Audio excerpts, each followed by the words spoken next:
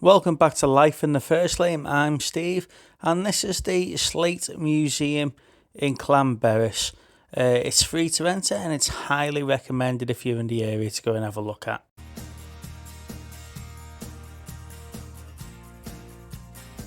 The Slate Museum itself is free to enter, however there is a £5 per day parking charge, which is great because you can go and have a look at the rest of Llanberis, and there is other activities to do while you're there.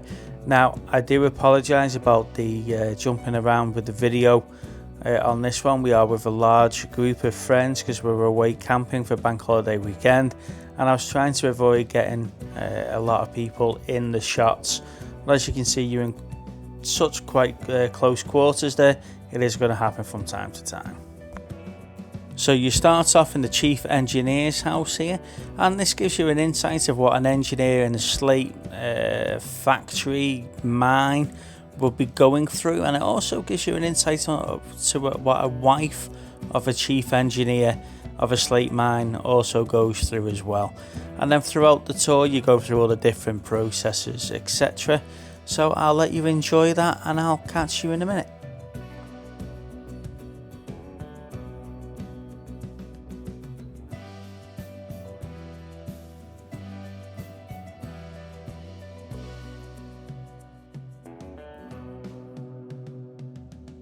I particularly found this model interesting because it's now a site for Zip World, where they house like Titan and Bounce Below.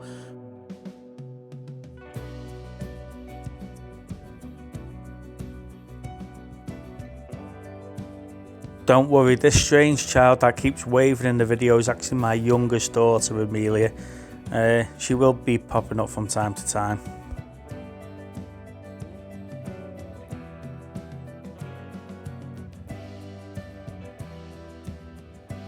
As you're walking through the areas like the sawmill here, you do get sounds piped into the rooms, and there's like smell of raw sawdust and stuff like that, which really gives you the feel that you're in that room actually doing the activities what it's designed to be doing.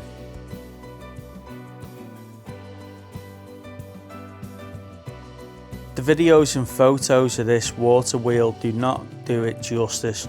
The size of this thing was huge, but then again, when you think about it, it's powering a whole slate mine. So yeah, it just makes you wonder the power output that something like that's got to have. Now, if you're anything like me, you like reading about the information and the processes of places like this, and what each room's actually doing. Now, it is quite detailed, so please do make sure that you take some time to read it and not just walk around the museum.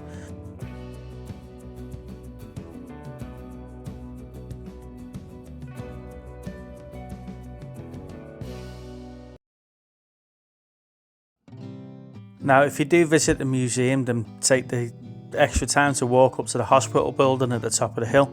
It's about a 5-minute walk from the main car park, but it's definitely worth the visit. It's a good insight to the medical practices of the time and what you would be going through as a worker in the slate mines as well.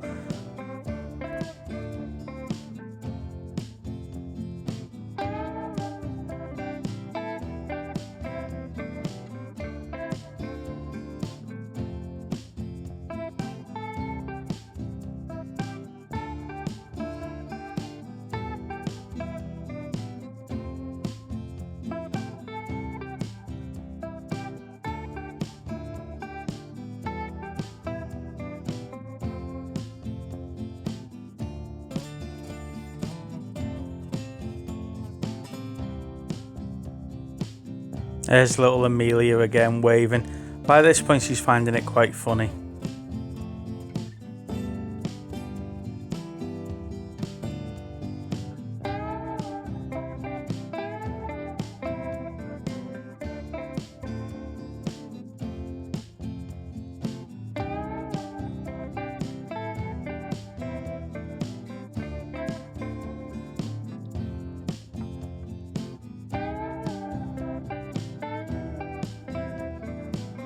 Now, no hospital would be complete without a morgue.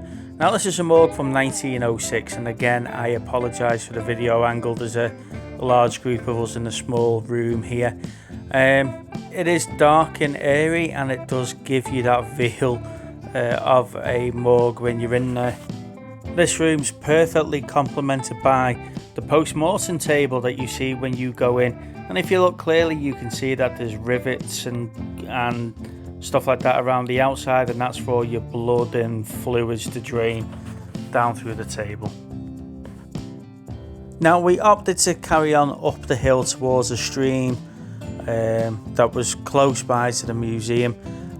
I wouldn't recommend this if you struggle with mobility like I do. It was quite challenging at certain parts, but some of the sights are lovely, and it does make it worthwhile when you find stuff like this up here.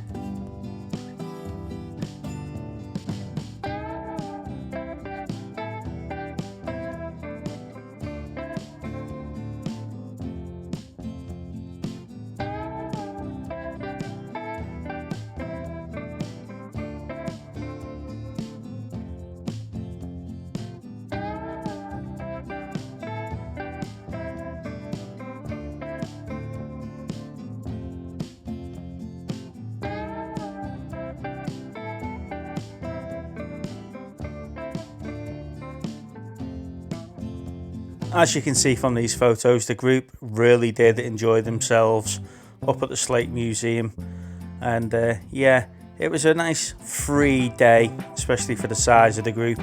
Here's a picture to show the majority of us. Now there's a couple of us that didn't quite make this picture, and I'm going to leave you with a few videos from down below, so don't forget to like and subscribe, and I'll see you on the next one. Bye bye.